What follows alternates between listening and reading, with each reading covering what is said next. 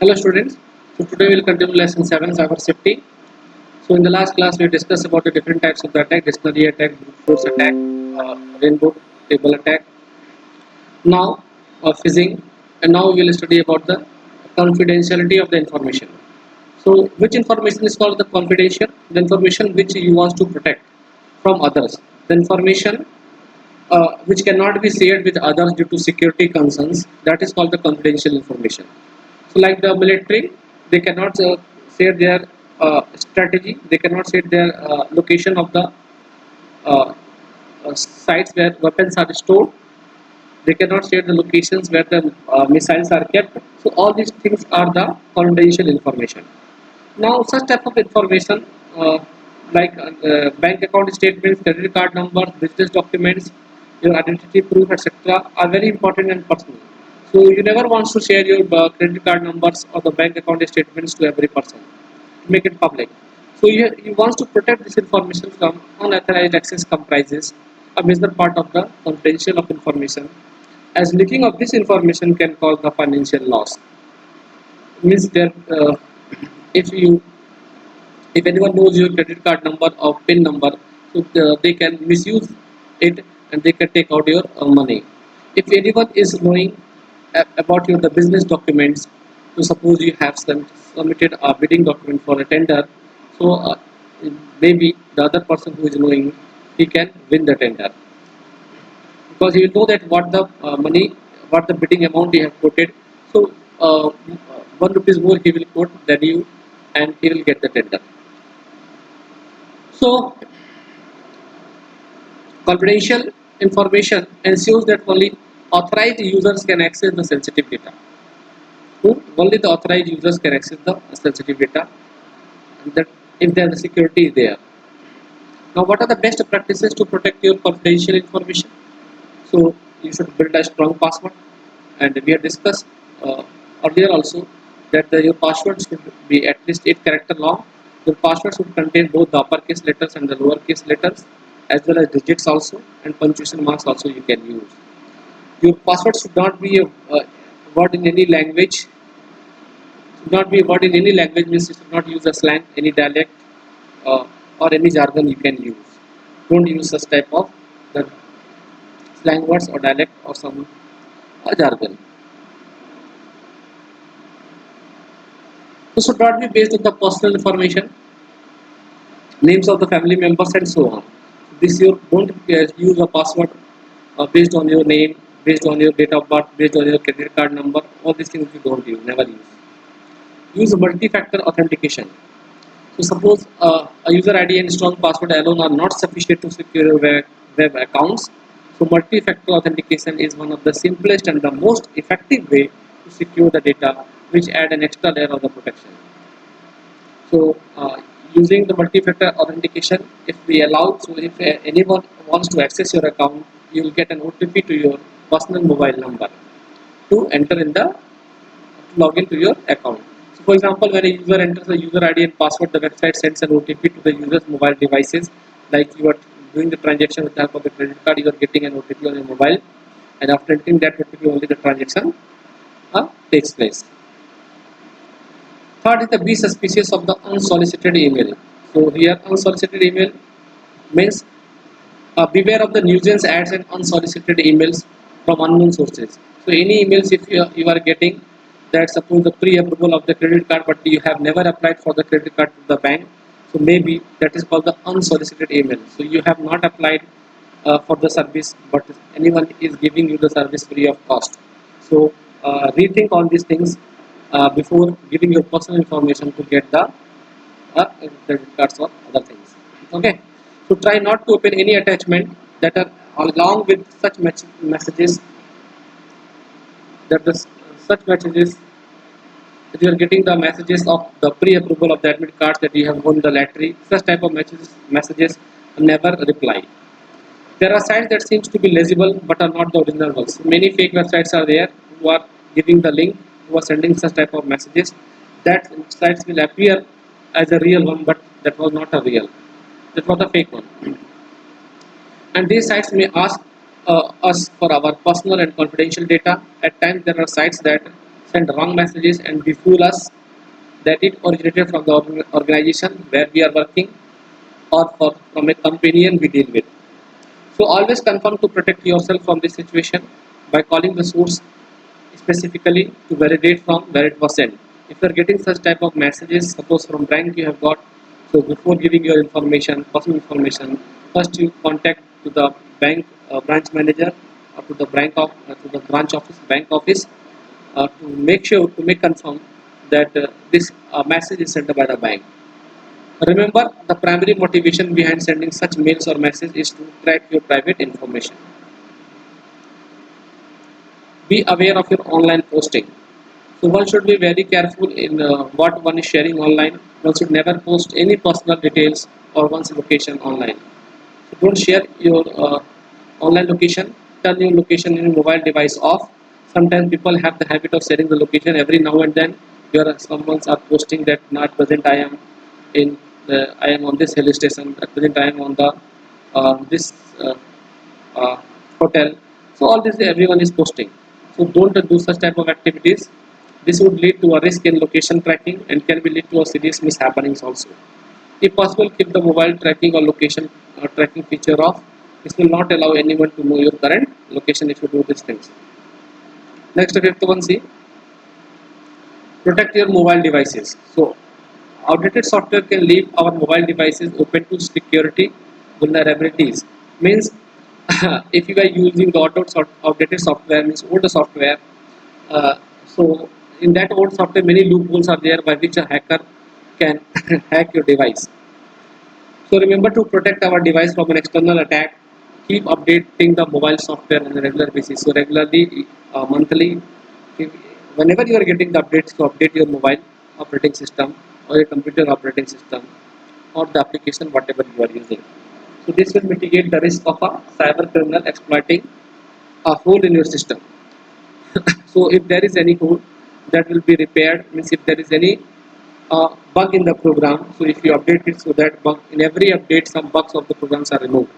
So maybe that bugs will be removed and the hacker will not be uh, succeed to attack your system. Most devices simplify this process for us by offering an automatic update options for the applications, and as well as they provide the notification system that let us know as soon as an operating system update is available. So subscribe such type of the links if you are getting the notification, you get the notification for the updates regularly.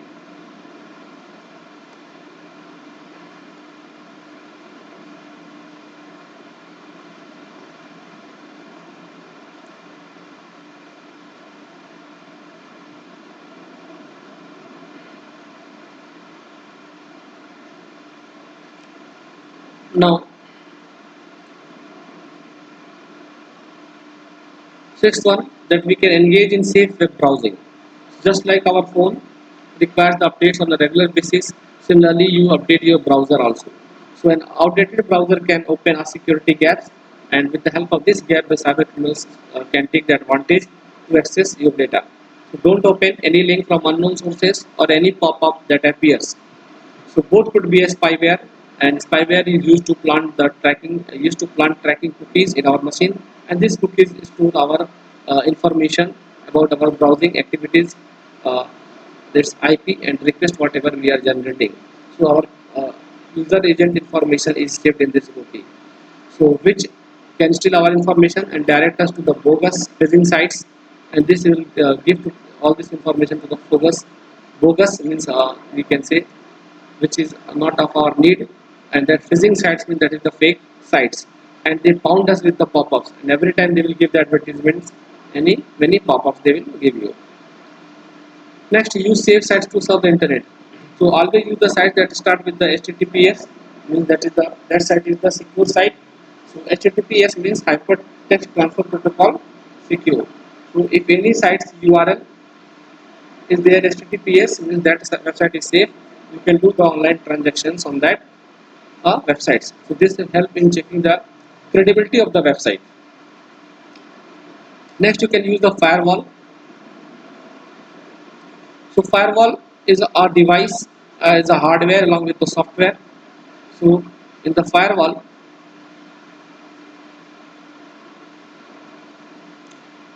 so a firewall is a network security system that monitors and controls the every incoming and outgoing network traffic based on some predetermined security rules.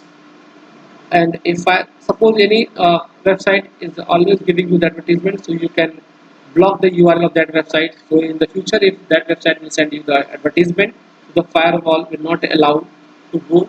The firewall will prevent such type of the uh, messages which are coming from the fake websites. So they will not allow to enter to your device. So a firewall may be implemented using the hardware, software, or a combination of both is needed. It safeguards our computer system and data from any unauthorized external source. Yes, it protects your device from the cyber attacks. Next, we can avoid using computers in public. So avoid using computers in public places like the cyber cafe, labs, to access private data like email or sharing the private information like credit card, debit card details. In case suppose you have to use the public systems, make sure that private browsing option is used. So do the anonymous browsing, means you can do the browsing in incognito mode. Always log out the property after the work is done. So always log out properly after the work is done. Don't leave your account open on the system. Otherwise, if any other person will come, they can misuse your account. Remove the account from the system after logout. Uh, you can remove your account also from the system. Never share any personal information. Never save any personal passwords on the system. And delete your browsing history also so that one cannot know what you have searched over the internet. See, this OTP refers means one-time password sends the user's device to cross-check his or her authenticity, whether the person who wants to log into the account is a real user or not. Next is the web indexing. Web indexing refers to adding the web page information to search engine's database that can be used by them to display in search results for relevant queries.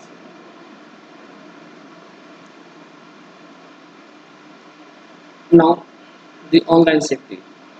So the internet has revolutionized the communication and it has become the lifeline of any organization. Now with the rapid growth of the internet and its application in diverse fields, the security risks have increased. So it is the duty of every netizen. Netizen means the person who is using the internet to use the internet and its services responsibly, so that one can take the precautions to keep their computers and online data safe. So online safety is used to protect our data. So while working online, a system may get infected with the virus harmful programs known as malware, and this malware is a combination of the two words, that is the malicious and software. So malware means a malicious software. So malware is a malicious program that enters into a computer and damages it without the user's knowledge, and we will not know also when this virus is corrupted our many important files. It not only interrupts the normal working of a computer, but also this malware steals information, important information of the user. Like this spyware, Trojan horse are used. These are the popular malware to steal the information from device. The variety of the malware programs are, first one is adware. So adware are a program that send the unwanted advertisements to the user's computer, and these advertisements generally appear in the form of pop-ups, which can disrupt the user's working. So it is advised that before installing or downloading any software, use a legitimate site and read the installation agreement thoroughly. So without installing, before installing, you should read all the conditions, and by reading the every permissions, then you give the permission. Without, first, after reading all the conditions, then you give the permissions to the websites.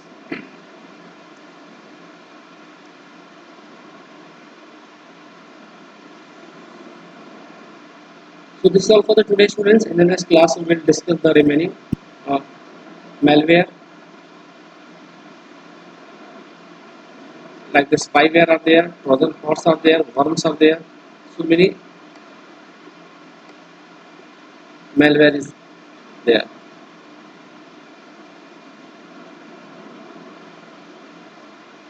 See, that is a spyware, virus, memory. So this we will study in the next class. Okay. So this is all for today, students. Thank you for your kind attention.